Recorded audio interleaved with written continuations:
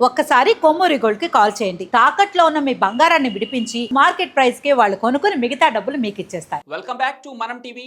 నేను మీ పవన్ బెస్వాడ. భారత వ్యతిరేక విధానాన్ని అనుసరిస్తున్నటువంటి బంగ్లాదేశ్ కు వరుస షాక్లు తగులుతున్నాయి.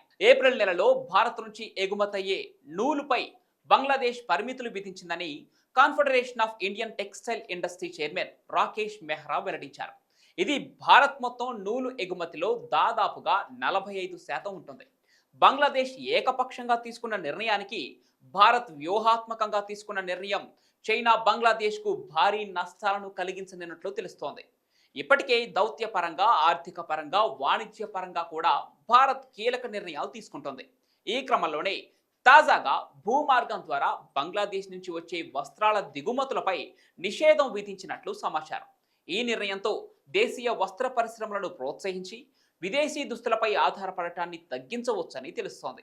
ఇక ఈ క్రమంలోనే 1000 కోట్ల నుంచి 2000 కోట్ల మేర భారత మార్కెట్ పెరగబోతోందని సంబంధిత వర్గాలు అంచనా వేస్తున్నాయి. అయితే పరోక్షంగా బంగ్లాదేశ్ మీదుగా భారత్లోకి వచ్చే చైనా వస్త్రాలను కూడా అరికొట్టవచ్చనే ఆలోచనతో భారత్ ఈ నిర్ణయం తీసుకున్నట్లు తెలుస్తోంది.